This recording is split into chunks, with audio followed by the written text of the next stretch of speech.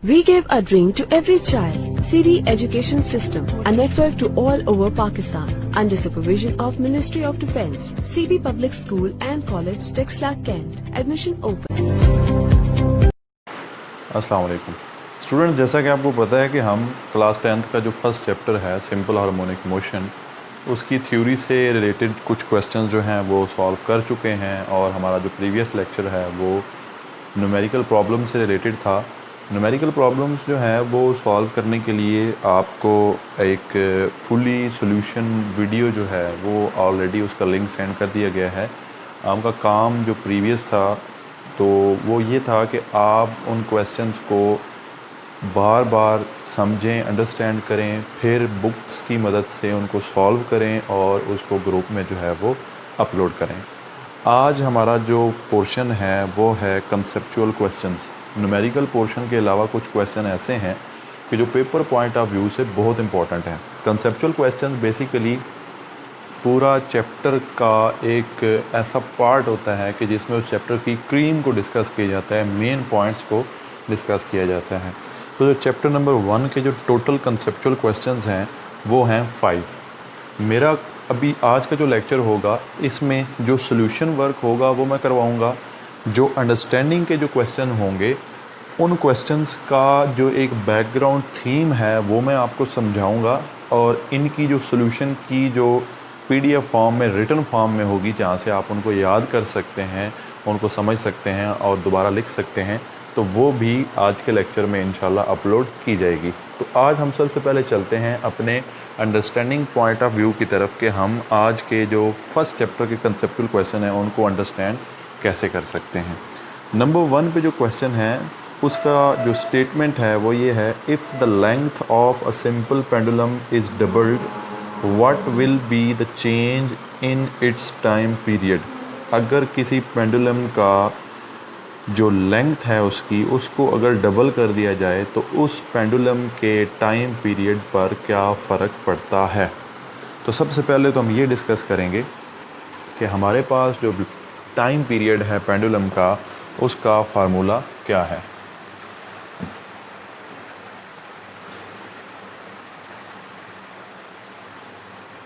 Time period का formula हमारे पास होता है T is equal to 2 pi under root L over G। यहाँ तक तो जस्ट एक कॉन्सेप्ट है कि जिसमें हमें ये पता चल रहा है कि टाइम पीरियड क्या है। अब चलते हैं इससे आगे क्वेश्चन की तरफ। क्वेश्चन ये था, if the length of a simple pendulum is double. आप देख रहे होंगे कि पूरे फार्मूला में लेंथ यहाँ पर है, ठीक है जी। हम इस लेंथ को डबल कर देंगे तो टी पे क्या फ़र्क पड़ेगा, टी में कौन कौन से चेंजेस जो हैं वो आएंगे। तो हम यूँ करते हैं, let L is equal to 2L, length को डबल कर दिया। So T will be equal to 2 pi under root 2L over G। आप यूँ करें, T is equal to 2 pi. आपको पता है मैथमेटिक्स का ये रूल है कि अंडर रूट में कोई दो चीज़ें अगर मल्टीप्लाई हो रही हों तो उनको हम अलग अलग अंडर रूट्स में लिख सकते हैं। तो हम यूँ लिखते हैं, अंडर रूट 2 को बाहर निकाल लेते हैं, डॉट ऐसे ही, और ये बच गया under root L over G। अब यहाँ पे हमें क्या चीज़ देखने को मिली कि ये जो अंडर रूट 2 है इसको हम शुरू में लिख लेते हैं। तो ये बन जाएगा जी, T is equal to under root 2 into 2 pi under root L over G। अब आपको ये क्लियर नज़र आ रहा है कि ये जो फार्मूला है ये बेसिकली टाइम पीरियड का फार्मूला है। तो हम यूँ कर सकते हैं कि 2 pi under root L over G को हम लिख सकते हैं T। तो इसको आप T डैश कह लें। So T dash will be equal to, यानी T डैश का मतलब या T प्राइम का मतलब वो टाइम पीरियड कि जो लेंथ को डबल करने के बाद मिलेगा। So T prime will be equal to under root 2 और इसकी जगह क्या आ जाएगा, T। तो मतलब क्या होगा कि टाइम पीरियड जो है वो अंडर रूट 2 टाइम्स ग्रेटर हो जाएगा, ज़्यादा हो जाएगा। तो हम इसको कैसे लिखेंगे, सो टाइम पीरियड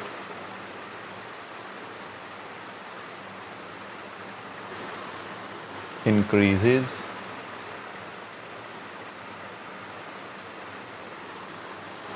√2 टाइम्स। तो ये है जी क्वेश्चन नंबर 1 का सॉल्यूशन। ठीक है जी, नेक्स्ट चलते हैं क्वेश्चन नंबर 2 की तरफ। उसमें यह है a ball is drop from a certain height on to the floor and keeps bouncing. एक बॉल को गिराया जाता है किसी एक हाइट से, तो वो बाउंस करना शुरू कर देता है, यानी जिसको हम कहते हैं कि वो पहले ज़मीन के साथ टकराता है, फिर उछलता है, फिर टकराता है, फिर उछलता है। आगे वो कहता है it's is the motion of the ball simple harmonic. क्या इस बॉल की मोशन सिंपल हार्मोनिक मोशन है या नहीं है? तो जैसा कि हमने सेकंड लेक्चर में ये डिस्कस किया था कि हमारे पास सिंपल हार्मोनिक मोशन के होने के लिए जो बेसिक कंडीशंस हैं वो या तो 3 हैं या 4 हैं। अगर हम दो को आपस में मर्ज कर रहे हैं तो 3 बन जाती हैं। फर्स्ट कंडीशन हमने क्या पढ़ी थी? मीन पोजीशन होनी चाहिए, यानी एक ऐसी पोजीशन कि अगर कोई फोर्स ना लग रही हो तो वो चीज़ वहीं पे पड़ी हो। तो ये अगर लेट्स सपोज ग्राउंड है, एक बॉल यहाँ से गिराया जाता है तो बॉल पहले ये वाली पोजीशन लेगा, फिर आके ज़मीन से टकराएगा, फिर ऊपर जाएगा, ये वाली पोजीशन लेगा। लेकिन दूसरी दफ़ा ये नहीं होगा कि बॉल यही सेम पोजीशन अटेन करे, बल्कि थोड़ा नीचे आके ही वापस चला जाएगा। तो सबसे पहले इस कंडीशन में आपको कोई मीन पोजीशन नज़र नहीं आ रही कि ना तो वो इस पॉइंट पे स्टिल करता है, ना इस पे करता है और ना इस पे करता है। अगर इस पे हमारी ये सोच बनती है कि नहीं जी जब फोर्स नहीं लगती तो वो ग्राउंड पे आ जाता है, तो फिर तो मोशन ही नहीं है। तो इसका मतलब हमारी पहली कंडीशन सेटिस्फाई नहीं हुई। चलते हैं सेकंड कंडीशन की तरफ। एक्सट्रीम पोजीशन भी नहीं है दोनों। फिर हमने कहा था कि वो एक्सेलरेशन और वेलोसिटी, तो वो सेकंड कंडीशन जो हैं वो तब सेटिस्फाई होती हैं कि जब पहली वाली दो कंडीशन जो हैं वो सेटिस्फाई हों। तो ये भी सेटिस्फाई नहीं होती, ये भी सेटिस्फाई नहीं होती। तो इसका जो आंसर आपको सेंड किया जाएगा उसका भी लुबे-लुबाब यही होगा कि क्योंकि ये सिंपल हार्मोनिक मोशन की बेसिक जो कंडीशंस हैं उनको अटेन नहीं करता ये बॉल, तो इसलिए इसकी मोशन जो है वो सिंपल हार्मोनिक मोशन नहीं होगी।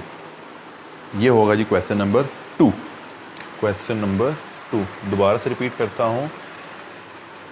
The ball will not execute simple harmonic motion because it does not fulfill the basic requirements or conditions of simple harmonic motion।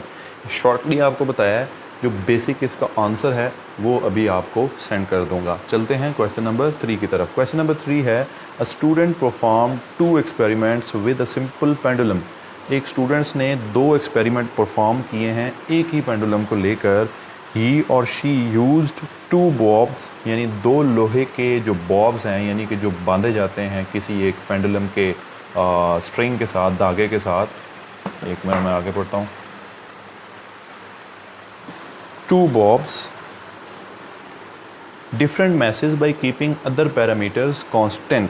उसने क्या किया कि 2 बॉब्स यूज़ किए, मतलब क्या कि एक पेंडुलम यूज़ किया, उसमें ये बॉब लगा दिया और वो पेंडुलम ऐसे मूव करना शुरू हो गया। एक और पेंडुलम दिया, उसमें एक और बॉब लगा दिया, उसने भी मूव करना शुरू कर दिया। तो क्या हुआ? टू हिज और हर एस्टोनिशमेंट, वो ये देख के हैरान हुआ, the time period of the pendulum did not change. उस पेंडुलम का टाइम पीरियड चेंज नहीं हुआ, हालांकि इसका मैस कम है, इसका मैस ज़्यादा है, फिर भी टाइम पीरियड चेंज नहीं हुआ। तो आपने इसका आंसर देना है। तो चलते हैं आंसर की तरफ। देखें, हमारे पास जो टाइम पीरियड का फार्मूला था ना, वो था T=2π√L/G। इस फार्मूले से हमें ये पता चलता है टाइम पीरियड तब चेंज होगा, 2 तो कांस्टेंट है, ये तो चेंज नहीं होगा। पाई भी कांस्टेंट है, पाई की आपको पता है वैल्यू होती है 3.14, तो ये भी कांस्टेंट है। फिर अंडर रूट भी वैल्यू भी कांस्टेंट है। तो फिर कौन कौन सी चीज़ें रहेगी? एक लेंथ और एक ग्रेविटी। ठीक है, तो हमें ये पता चल रहा है कि या तो लेंथ चेंज हुई तो टाइम पीरियड चेंज होगा, या फिर ग्रेविटी चेंज हुई तो टाइम पीरियड चेंज होगा। लेकिन यहाँ पे आपको कहीं भी मैस नज़र नहीं आ रहा। तो हम ये कह सकते हैं कि मैस क्योंकि सिंपल पेंडुलम के टाइम पीरियड के फार्मूला में है ही नहीं, तो इसलिए there will be no change when we change the mass of the bob in the time period of a simple pendulum. इसका भी आंसर आपको सेंड कर दिया जाएगा। What type of wave don't require any material medium for their propagation. जैसा कि आप theory में पढ़ चुके हैं, दो किस्म की वेव्स होती हैं। नंबर 1 कौन सी होती हैं? मैकेनिकल। नंबर 2 होती हैं इलेक्ट्रोमैग्नेटिक। मैकेनिकल वेव्स वो वेव्स होती हैं जिनके प्रोपिगेशन के लिए, यानी एक जगह से दूसरी जगह मूव करने के लिए मीडियम की ज़रूरत होती है, और इलेक्ट्रोमैग्नेटिक वेव्स वो वेव्स होती हैं जिनके प्रोपिगेशन के लिए मीडियम की ज़रूरत नहीं होती। तो आप जस्ट यहाँ पे लिखेंगे the electromagnetic waves require no medium for their propagation. Question number 10.5 plane waves in the ripple tank. Ripple tank जैसा कि आपने पढ़ा है, एक टेबल टाइप की एक कंस्ट्रक्शन हम करते हैं, एक टेबल बनाते हैं। उस टेबल के ऊपर हम यहाँ पे ऐसे ग्लास वॉल लगाते हैं जो थोड़ी ऊपर होती है।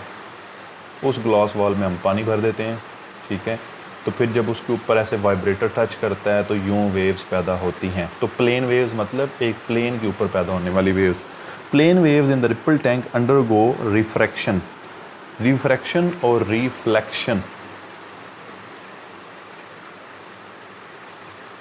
दो कॉन्सेप्ट हैं। रिफ्रैक्शन का मतलब क्या होता है कि वेव्स जब एक पॉइंट से दूसरे पॉइंट में मूव करती हैं और अगर बैरियर हो तो वो अपना ओरिजिनल पाथ चेंज कर लेती हैं, तो ये होता है रिफ्रैक्शन। तो वो कहता है प्लेन वेव्स रिफ्रैक्शन प्रोड्यूस करती हैं when they move from deep to shallow water. जब वो गहरे से कम गहरे पानी में मूव करती हैं। What change occur in the speed of the waves. तो स्पीड जो वेव्स की होती है उनमें कौन सा चेंज जो है आता है। ठीक हो गया जी। तो वेव फार्मूला आपने पढ़ा था, वो फार्मूला क्या था? v is equal to f lambda. ठीक है जी। v क्या है? स्पीड। f क्या है? फ्रीक्वेंसी। और लैम्डा क्या है? लेंथ। ठीक है जी। और हमने एक और चीज़ क्लियर की थी कि जब लैम्डा यानी कि वेव लेंथ इंक्रीज़ होती है तो फ्रीक्वेंसी डिक्रीज़ होती है। ठीक है, इनमें आपस में इन्वर्स रिलेशन होता है। सो हमें ये पता चलता है कि जब वाटर वेव्स डीप से शैलो वाटर में जाती हैं तो लैम्डा चूँकि कम होता है, यानी कि लैम्डा का मतलब वेव के बनने के लिए जगह ही कम होती है। गहराई कम हो गई तो इसका मतलब है वेव की लेंथ जो है वो कम होगी। तो अगर लैम्डा कम हुआ तो फ्रीक्वेंसी इंक्रीज़ होगी। ऐसा ही है, अगर फ्रीक्वेंसी इंक्रीज़ हुई है v ओवर लैम्डा, अगर लैम्डा डिक्रीज़ हो रहा है, फ्रीक्वेंसी इंक्रीज़ हो रही है, तो इसका मतलब है कि वेलोसिटी भी इंक्रीज़ होगी। वेलोसिटी क्या होगी? डिक्रीज़ होगी, क्योंकि लैम्डा जब डिक्रीज़ होता है फ्रीक्वेंसी इंक्रीज़ हुई, तो ये दोनों का रिलेशन है ना। अगर एक कम हुआ तो एक ज़्यादा हुआ, इसका तो कोई कॉन्सेप्ट ही नहीं है, तो ये कांस्टेंट रहती है। Speed remains constant. ठीक है जी। तो ये है क्वेश्चन नंबर 10.5। थोड़ी सी चेंजिंग्स जो हैं वो कॉन्सेप्ट्स में हो सकती हैं। आप अंडरस्टैंडिंग के लिए सबसे बेस्ट चॉइस ये होती है कि आप लेक्चर्स को बार बार सुने, आपके कंसेप्ट क्लियर हों, क्योंकि अब थोड़ा सा वे ऑफ टीचिंग अलग है, तो हो सकता है कि आपकी अंडरस्टैंडिंग में कुछ कमियां रह जाएं। तो ये कमियां इस तरीके से दूर हो सकती हैं कि आप बार बार हमसे पूछें। नंबर 2, जो लेक्चर्स अपलोड किए जाते हैं उनको बार बार सुने और बुक को सामने रख के अंडरस्टैंड करें कि एक्चुअली हमें पढ़ाया क्या जा रहा है। तो वंस अगेन आज का जो हमारा टॉपिक था वो ये था कि चैप्टर नंबर 1 की एक्सरसाइज में जो कंसेप्चुअल क्वेश्चन का पोर्शन है हमने उसको टच किया है।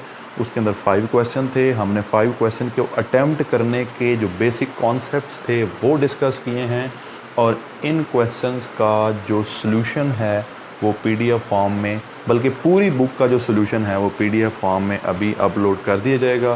So wish you very best of luck. अगर आपको कोई इशू या कोई सवाल आपके माइंड में आता है तो लाजमी पूछा करें, because it is a very important part of the chapter.